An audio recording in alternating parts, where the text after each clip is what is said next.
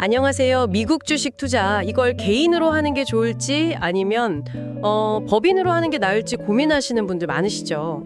특히 세금 문제나 또 요즘 관심 많은 고배당 ETF 투자 전략 이런 관점에서 오늘 한번 자세히 들여다보겠습니다.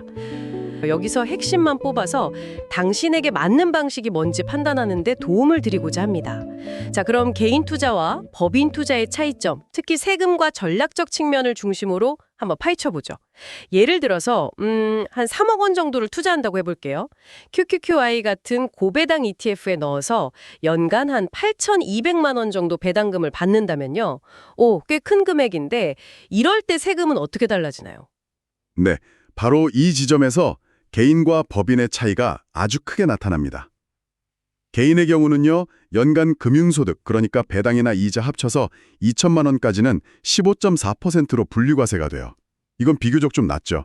네, 2천까지는 그렇죠. 그런데 그 2천만 원을 넘는 부분, 이 경우엔 6,200만 원이잖아요? 이게 이제 다른 소득, 예를 들어 직장 월급이랑 합쳐져서 종합소득세 대상이 되는 겁니다. 만약에 연봉 5천만 원인 직장인이라고 가정하면 이 추가 배당 소득 때문에 적용되는 세율이 35% 이상으로 뛸 수가 있어요. 그러면 총 세금이 뭐 한 2,400만 원 훌쩍 넘을 수도 있습니다. 와, 35%면 엄청나네요. 그렇죠. 그런데 법인은 어떠냐? 이 8,200만 원 전체 배당금에 대해서 그냥 법인세 9.9%, 그러니까 대략 한 812만 원 정도만 내면 끝이에요. 2,400만 원이랑 812만 원. 와, 이 세금 차이만 해도 연간 1,600만 원이 넘네요. 10년이면 1억 6천이고요. 네, 맞습니다. 배당금에 대한 세금만 봐도 차이가 상당하죠. 근데 이런 고배당 ETF는 사실 주가가 좀 떨어질 위험도 있잖아요. 아, 맞아요. 그 점도 중요한데 여기서 법인의 또 다른 장점이 나옵니다. 만약에 주가가 하락해서 손실을 보고 팔았다가 다시 샀다고 쳐요. 그러면 법인은 그 발생한 손실 금액을 아까 받은 배당 소득이랑 상계 처리해서 법인세를 줄일 수가 있어요. 아, 손실 본 걸로 이익을 깔 수 있다. 네, 그렇죠. 근데 개인 투자자는 배당으로 받은 소득이랑 주식 팔아서 본 손실이랑 서로 상계가 안 됩니다. 그렇군요. 그럼 주식을 팔아서 이익, 즉 양도 차익이 났을 때는 어떤가요? 이것도 세금 차이가 많이 납니까? 네, 양도소득세도 다릅니다. 개인은 1년에 250만 원까지는 기본 공제를 해주고요.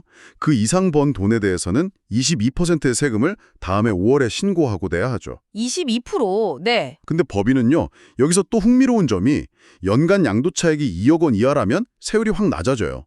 법인세 10%에 지방세 1% 더해서 딱 11%만 내면 됩니다. 개인 세율의 절반 수준이죠. 2억 원까지는 절반이라고요? 와, 이것도 크네요. 네. 물론 양도차익이 연간 2억 원을 넘어가면 그 초과분에 대해서는 개인과 비슷한 22% 세율이 적용되긴 합니다. 아, 그리고 더 중요한 게 있어요. 2월 결손금 공제라는 건데요. 2월 결손금 공제요? 네. 법인은 지난 10년 동안 투자해서 손실 본 금액이 있다면 올해 발생한 이익에서 그 손실액을 빼고 남은 금액에 대해서만 세금을 계산할 수 있어요.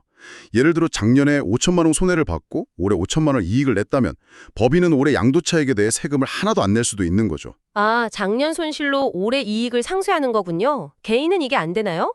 개인은 작년에 손실봤다고 해서 올해 낼 세금이 줄어들지는 않습니다. 물론 개인도 한 5년 정도 손익 통산하는 방안이 논의는 되고 있는데 지금 당장은 안 되죠. 이 차이도 상당히 큽니다. 와, 진짜 세금 측면에서 법인이 유리한 점이 많네요. 세금 말고 또 다른 장점들도 있다고 하던데요? 뭐 명의 분산이라든지 비용 처리라든지 특히 은퇴하신 분들한테는 건강보험료 부담 줄이는 효과가 크다고 들었어요. 네, 정확히 보셨습니다. 특히 그 건강보험료 부분은요, 퇴직하고 나서 지역가입자가 되면 소득뿐만 아니라 집 같은 재산에도 보험료가 붙어서 부담이 정말 커지거든요. 맞아요. 재산에도 나오니까. 그렇죠. 근데 1인 법인을 만들어서 대표이사로 본인급여를 설정하면 직장 가입자가 되는 거예요. 그러면 급여 기준으로만 건보료가 나오고 그마저도 절반은 법인이 내주죠. 가족을 피부양자로 올릴 수도 있고요. 또 뭐 명의분산은 말 그대로 개인 명의가 아닌 법인 명의로 투자를 하는 효과가 있는 거고 비용 처리에는 투자 관련해서 들어가는 수수료나 세무사 기장료 같은 걸 법인 비용으로 처리해서 실질적인 세부담을 낮출 수 있다는 뜻입니다. 들어보면 장점이 참 많은데 당연히 단점도 있겠죠. 법인을 운영할 때 좀 신경 써야 할 점이나 뭐 불리한 점은 없을까요? 아, 그럼요. 물론 있습니다. 일단 법인을 유지하려면 매달 세무사 기장료 같은 고정 비용이 들어요. 이게 연간으로 치면 뭐 적어도 170만 원 이상은 생각해야 하고요. 그리고 개인한테 있는 양도차익 250만 원 기본공제. 이게 법인에는 없습니다. 그래서 투자 금액이 작거나 매매를 거의 안 하시는 분들한테는 오히려 손해일 수도 있죠. 배보단 배꼽이 더 클 수도 있겠네요. 네. 근데 사실 가장 큰 문제는요. 법인 돈을 개인이 마음대로 못 쓴다는 거예요. 대표이사라고 해도 법인 계좌에 있는 돈을 그냥 개인 통장으로 가져올 수는 없어요. 반드시 급여나 배당이라는 절차를 거쳐야 하는데 이때 개인소득세나 배당소득세 15.4%를 또 내야 합니다. 아, 법인 단계에서 세금 아낀 게 개인한테 올 때 또 세금이 붙는 거군요. 그렇죠. 결국 법인 안에 돈을 묶어두고 계속 재투자해서 자산을 불리는 건 유리할 수 있는데 이걸 당장 현금으로 빼서 쓰려고 하면 좀 복잡하고 추가 세금이 발생하는 거죠.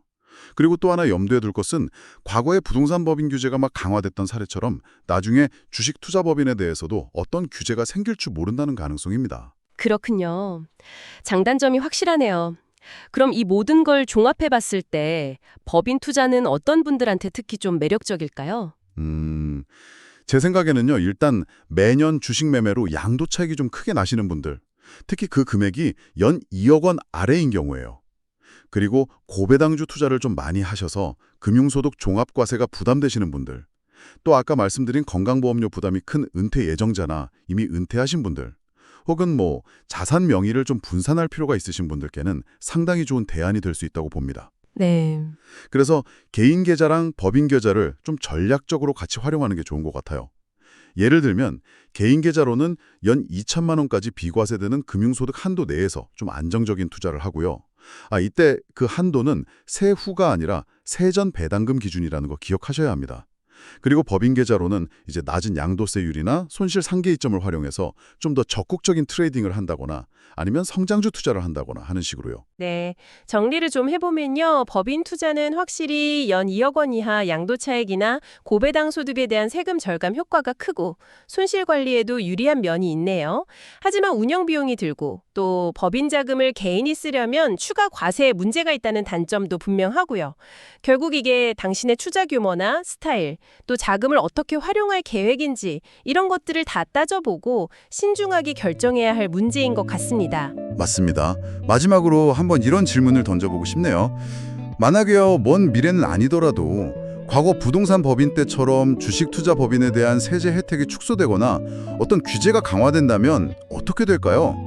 현재 주어진 이점들을 잘 활용하면서도 혹시 모를 미래의 변화에 좀 유연하게 대처하려면 개인 투자와 법인 투자의 최적의 균형점을 어떻게 찾아가야 할지 지금부터 한번 고민해 보시는 것도 좋지 않을까 생각합니다.